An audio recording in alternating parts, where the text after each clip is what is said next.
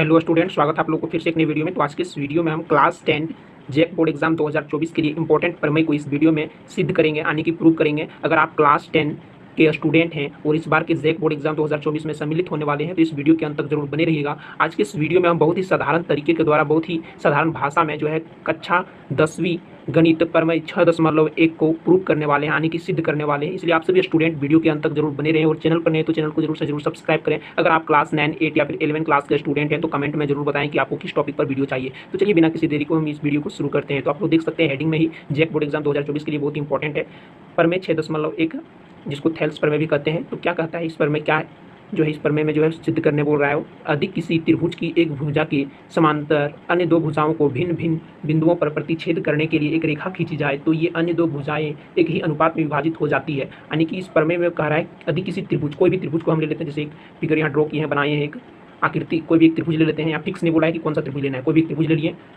अधिक किसी त्रिभुज की एक भुजा के समांतर, फिर इस भुजा BC भुजा के समांतर DE हमने खींचा, ठीक ना, DE खींचा। दो भुजाओं को भिन्न भिन्न बिंदुओं पर प्रतिच्छेद करने के लिए एक रेखा खींची जाए।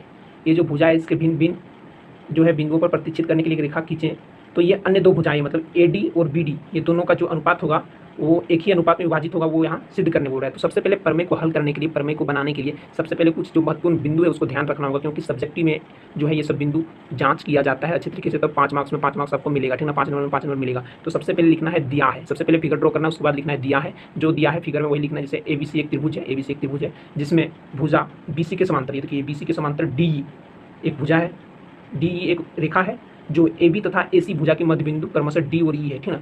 AB और AC के मध्य बिंदु यानी कि D और E, AB और AC के मध्य बिंदु क्या है, AB का मध्य बिंदु D है, AC का मध्य बिंदु E है।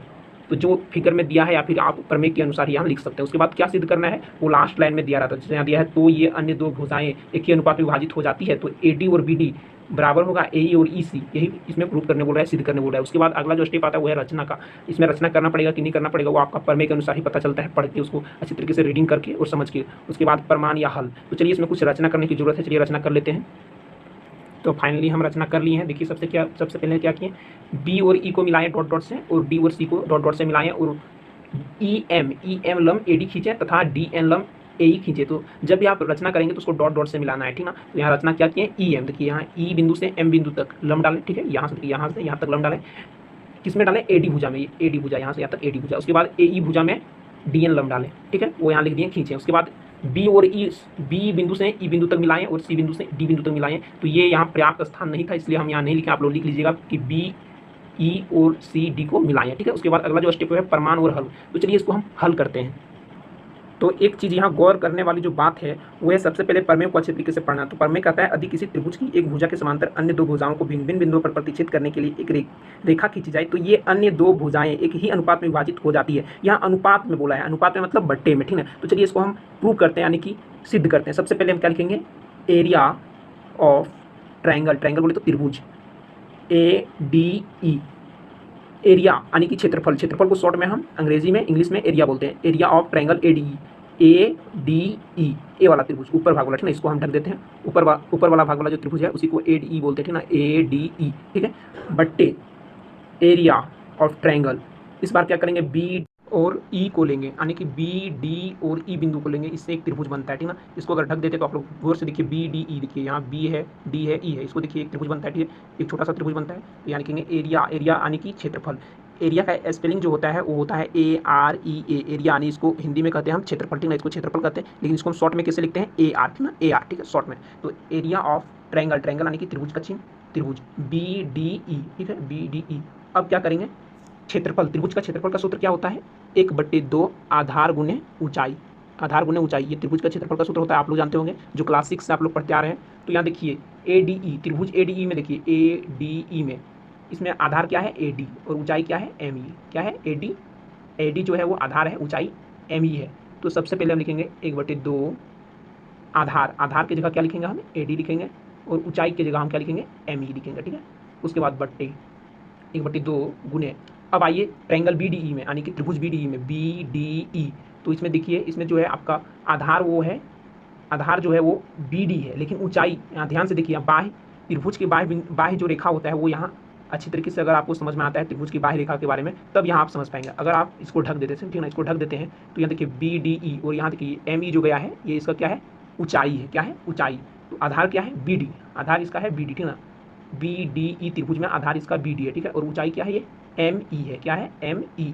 अब देखिए यहाँ 1/2 1/2 ये कैंसिल हो जाएगा, ठीक है। एम ई और एम ई कैंसिल हो जाएगा, तो क्या बचेगा A D by B D. तो यहाँ हम डायरेक्ट लिखते हैं एरिया ऑफ त्रिभुज ए डी ई बट्टे एरिया ऑफ त्रिभुज बी डी ई बराबर क्या होगा A D by B D, ठीक है। A D by B D ये आपका इक्वेशन 1 हो गया, यानी कि समीकरण 1, ठीक है। यहाँ आप इसको कट भी कर सकते हैं, नहीं करेंगे फिर भी चलेगा, ठीक है। आप लोग कट कर लीजिएगा, क्योंकि ज़्यादा जो है हैंड राइटिंग खराब ना हो, इसलिए हम कट नहीं करेंगे, क्योंकि वीडियो का क्वालिटी जो है लो है।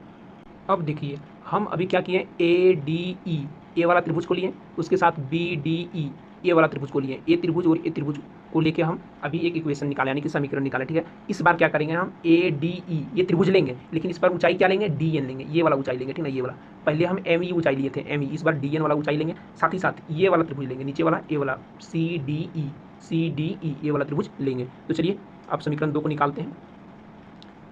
तो यहाँ लिखेंगे एरिया ऑफ त्रिभुज ए डी ई बट्टे में लिखेंगे एरिया ऑफ त्रिभुज, इस बार किसको ले रहे हैं सी ई डी, किसको ले रहे हैं सी ई डी को ले रहे हैं, ठीक है सी ई डी, ठीक है।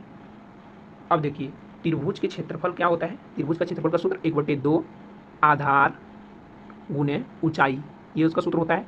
अब देखिए इसमें जो है वो आधार क्या है ए डी ई को पहले हम बनाते हैं, ए डी ई जो आपका त्रिभुज का ऊपर वाला जो पोर्शन था, तो यहाँ पहले एम ई था, क्या था एम ई यहाँ ऊंचाई था, तो इसको इस बार हम नहीं लेंगे, किसको लेंगे ये ए साइड वाला को लेंगे, डी एन को लेंगे, ये डी एन, ठीक है डी एन को लेंगे। तो डी एन ये जो है ये ऊंचाई हो गया, ठीक है। और ए ई क्या होगा आधार होगा, तो यहाँ लिखेंगे 1/2 आधार क्या है मेरा ए ई और ऊंचाई क्या है डी एन, ठीक है डी एन। फिर नीचे लिखेंगे सी ई डी, त्रिभुज सी ई डी में सी ई डी, इसमें आधार क्या है सी ई, आधार क्या है सी, तो लिखेंगे सी ई को आप ई सी भी लिख सकते हैं, उससे कोई दिक्कत नहीं है, ठीक है। क्वेश्चन में यहाँ जो है सिद्ध करना में ई सी लिखे हैं, इससे कोई दिक्कत नहीं है, उसको बाद में चेंज कर देंगे सी गुने। अब देखिए इसमें ऊंचाई अब क्या लेंगे, सबसे पहले यहाँ ध्यान दीजिए आप लोग, ऊंचाई उस त्रिभुज में पहले लिए थे एम ई, फिर लिए डी एन, अब इस त्रिभुज में लिए थे एम ई, ठीक ना। पहले जो प्रूफ किए थे सॉरी इक्वेशन नंबर 1 में एम ई लिए थे, अब इस त्रिभुज में क्या लेंगे डी एन लेंगे, क्या लेंगे डी एन। तो यहाँ डी एन, अब ये डी एन और ये डी एन कैंसिल आउट हो जाएगा, खत्म हो जाएगा, और 1/2 खत्म हो जाएगा, तो क्या बचेगा मेरे पास ए ई बाई सी ई। अब सी ई को हम क्या लिखेंगे ई सी भी लिख सकते हैं, ए ई बाई ई सी। ये हो गया मेरा समीकरण 2, ये समीकरण 2 हो गया। अब हम समीकरण 1 और 2 से क्या देख रहे हैं, समीकरण 1 और 2 से, समीकरण 1 में देखिए सबसे पहले समीकरण 1 जो है इसमें ध्यान दीजिए, इसमें क्या है area of triangle A D E, area of त्रिभुज ए डी ई बट्टे एरिया ऑफ त्रिभुज बी डी ई बराबर A D by B D है, ठीक है। फिर समीकरण 2 में क्या है एरिया ऑफ त्रिभुज ए डी ई बट्टे एरिया ऑफ त्रिभुज सी ई डी बराबर ए ई बाई ई सी है। अब देखिए यहाँ भी ए डी ई है और यहाँ भी ए डी ई है, तो देखिए समीकरण 1 तथा 2 से हम यहाँ लिखेंगे समीकरण 1 तथा 2 से क्या हो जाएगा एरिया ऑफ त्रिभुज बी डी ई तथा एरिया ऑफ त्रिभुज सी ई डी। अब यहाँ देखिए ये वाला ए डी ई और ए वाला ए डी ई जो है दोनों में है, इसलिए कैंसिल आउट हो जाएगा। अब यहाँ एरिया ऑफ त्रिभुज बी डी ई और एरिया ऑफ त्रिभुज सी ई डी। अब फिगर में ध्यान दीजिए, अब यहाँ देखिए आप फिगर को हम रफ में ड्रॉ किए हैं, यहाँ ए है, ठीक है, यहाँ डी है, यहाँ ई है, ये जो है दोनों समीकरण में, इसलिए कैंसिल आउट हो गया। अब देखिए समीकरण 1 में क्या बचा था मेरा बी डी ई और समीकरण 2 में C E D, B D E तथा सी ई डी में। तो देखिए यहाँ बी यहाँ है, डी यहाँ है, ई यहाँ है, फिर सी यहाँ है, ई यहाँ है, डी यहाँ है। तो ये देखिए यहाँ अगर ऊपर वाला फिगर को हम मिटा देते तो नीचे देखिए ये एक समलम जैसा बन जाता है, समलम जैसा बन जाता है। तो आप लोग 9 क्लास में पढ़े होंगे कि कोई भी जो है एक ही रेखा से निकले 2 त्रिभुज, ठीक ना, एक ही रेखा से निकले, एक ही रेखा पर एक ही आधार पर बने 2 त्रिभुज जो होता है आपस में क्या होता है बराबर होता है, ठीक ना, उसका क्षेत्रफल भी बराबर होता है, त्रिभुज भी बराबर होता है, ठीक ना। तो यहाँ देखिए ये जो डी और ई जो है यहाँ ऊपर वाला भाग में ध्यान दीजिएगा, डी और ई जो है एक ही आधार है, इसमें 2 त्रिभुज बन रहा है, पहला बी डी ई बन रहा है और दूसरा सी ई डी बन रहा है, जो कि यहाँ समीकरण 1 और 2 से निकाले। तो समीकरण 1 तथा 2 से क्या देखें हम, समीकरण 1 तथा 2 से देखें एरिया ऑफ त्रिभुज बी डी ई तथा एरिया ऑफ त्रिभुज सी ई डी क्या है एक ही आधार पर है, क्या है लिखेंगे हम यहाँ एक ही आधार डी ई पर बना है, डी ई पर बना है। ये अगर समझ में नहीं आया होगा तो एक बार हम फिर से फिगर के द्वारा आप लोग को समझाने का कोशिश करता हूँ। अब आप लोग इस फिगर को ध्यान से देखिए, अगर हम ए डी ई को छुपा देते हैं तो क्या बचता है मेरे पास बी डी ई सी, ये एक समलम हो गया। और समलम में यहाँ देखिए डी और ई जो है एक ही आधार है, उसमें दो त्रिभुज बन रहा है, पहला बी डी ई और दूसरा सी ई डी, यानी कि एक ए वाला त्रिभुज बन रहा है, एक ए वाला त्रिभुज, ये दोनों एक ही लाइन में बन रहा है, इसी लाइन में बन रहा है। जब एक ही लाइन में बनता है तो आप लोग 9th क्लास में एक प्रमेय पढ़े होंगे कि एक ही आधार पर बने दो त्रिभुज के क्षेत्रफल बराबर होते हैं। तो यहाँ लिखे हैं समीकरण 1 तथा 2 से एरिया ऑफ त्रिभुज बी डी यानी कि क्षेत्रफल बी डी तथा एरिया ऑफ त्रिभुज सी डी एक ही आधार डी पर बना है, इसीलिए क्या हो जाएगा मेरा एरिया ऑफ त्रिभुज बी डी ई बराबर हो जाएगा एरिया ऑफ त्रिभुज सी डी। जब ये दोनों बराबर हो जाएगा, ठीक ना, जब ये दोनों बराबर हो जाएगा तो उसके साथ वाला इक्वेशन ये वाला जो है समीकरण ये भी बराबर हो जाएगा। इसीलिए यहाँ लिखेंगे क्या ए डी बराबर है ए डी बट्टे बी डी बराबर है ए ई बट्टे ई सी, यही तो प्रूफ करना। तो यहाँ लिख देंगे P R O V E D proof.